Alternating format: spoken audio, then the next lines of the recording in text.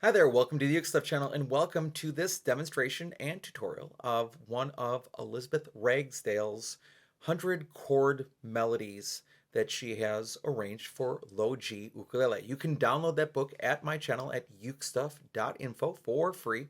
It's 100 songs and I'm making tutorials and demonstrations of those songs. What we're going to do in this video is first I'll talk about what chord melody is, then I'll demonstrate the song on low G ukulele. Then I will do a tutorial for the song on low G, and then I'll demonstrate it on high G and then also baritone tuning, just so you can hear how it works. There are some of these songs that do not work for reentrant or high G ukulele, but this one will. If you want to support the work on this channel, there are three things you can do. First of all, you can like the video. Second, you can subscribe to the channel. And third, you can always buy me a cup of coffee to say thank you for making this content at www.buymeacoffee.com/ukestuff.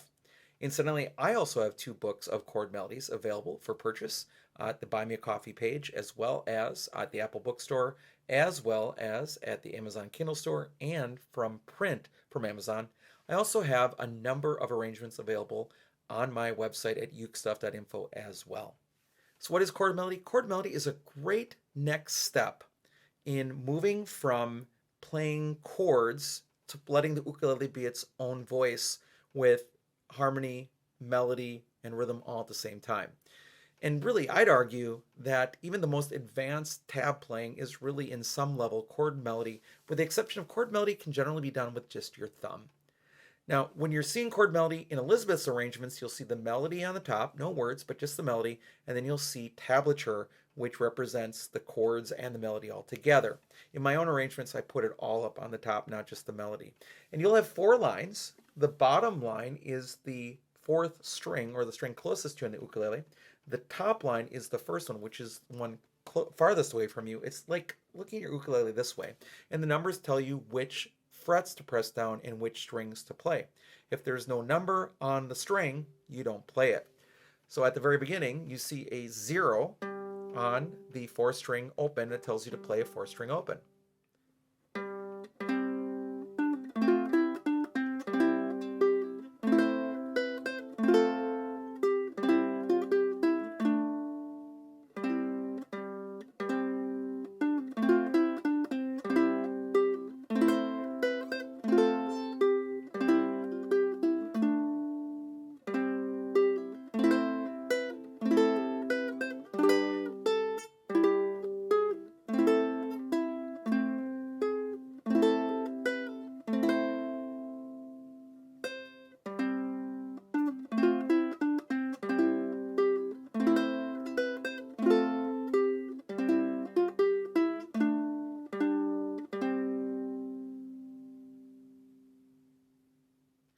Now, as we talk about the tutorial, first of all, I love that Elizabeth lays out the chords you need. You need an A minor, a C, a D minor, an E minor.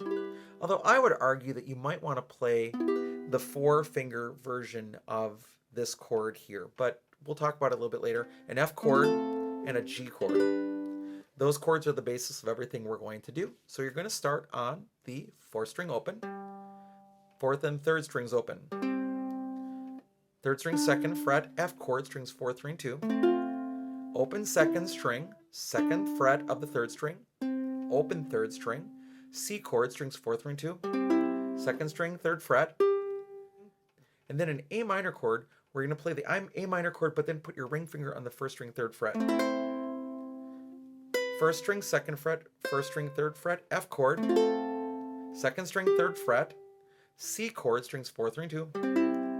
Then a dotted 8th note 16th pattern.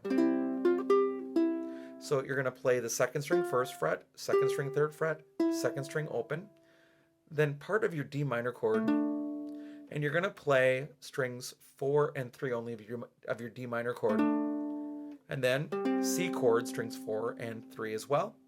Repeat the 4th string. This really repeats.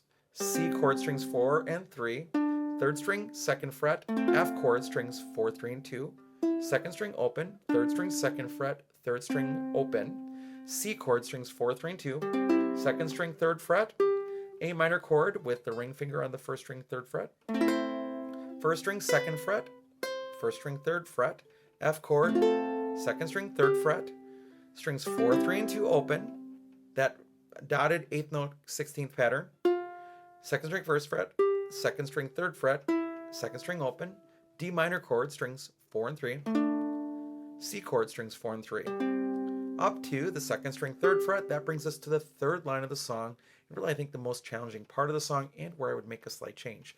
A minor chord, again with the ring finger on the 1st string 3rd fret, 1st string 2nd fret, A minor chord, 1st string 2nd fret, 1st string 3rd fret, G chord, 1st string open, and this is where I think I would play the version of the E minor chord, because you're basically playing strings 2, 3, and 4 only here. So I would move over and play with my 1st finger the 2nd string 3rd fret, and then sort of make like that D minor shape at the really 3rd fret. So I would change it. Where Elizabeth's arrangement has an open string on the 4th fret, I don't like that sound. I would make it the 4th fret there. And then you've got a leading tone up to the A minor chord. So you just move up to the 2nd string 4th fret, and then A minor chord, 2nd string open, A minor chord, strings 4, 3, and 2. And this one got me a couple times when I was recording the demo. You have to get back up to that 2nd string 4th fret, A minor chord, 1st string 2nd fret, and then that A minor chord with the ring finger on the 1st string 3rd fret. Repeat the 1st string, and then we're going to have a lot of similarities to what we've already done. C chord, strings 4 and 3, 3rd string 2nd fret, F chord, strings 4, 3, and 2, open 2nd fret, 3rd string 2nd fret, 3rd string open, C chord, strings 4, 3, and 2, 2nd string 3rd fret, A minor chord, again with the ring finger on the 1st string 3rd fret, happens a lot in the song, 1st string 2nd fret, 1st string 3rd fret, F chord, 2nd string 3rd fret, that dotted pattern's coming here again, so C chord, strings 4, 3, and 2, 2nd string 1st fret, 2nd string 3rd fret, 2nd string open, then a D minor chord. You're going to lift up your 2nd finger for that G chord or part of that G chord, and then C chord, strings 4 and 3. Now let's demonstrate the song on high G and then also on baritone tuning. Now on high G, in truth, you don't truly get the melody completely, but where the melody is different, like for example, the 1st note, it is okay to go bum, bum versus bum, bum. So you can use this arrangement with GCEA high G tuning.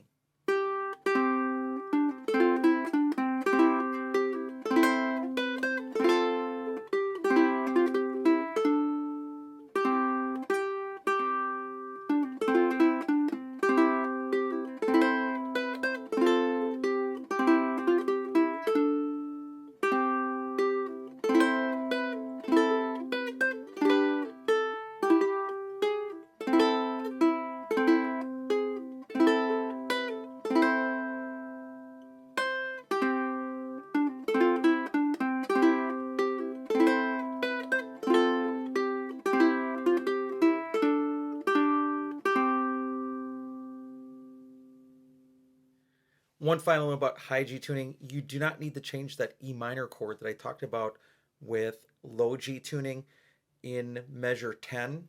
You don't need to change it because reentrant is tuned differently with the E minor chord.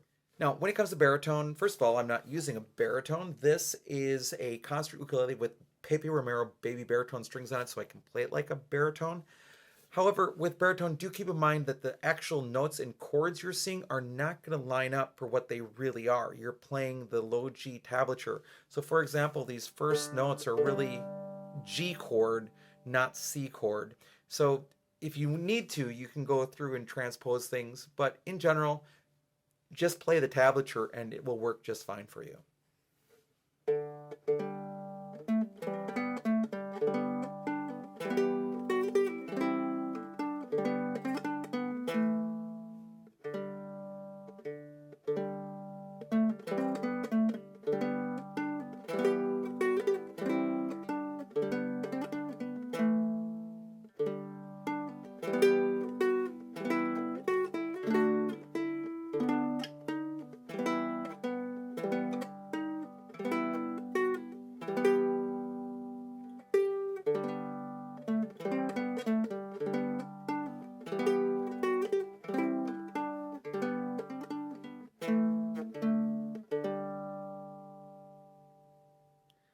Now, in the case of measure 10, I would also play it differently. I would play its fret 4, 4, 3 of the what would become a B minor chord on that E minor chord, rather than this tuning.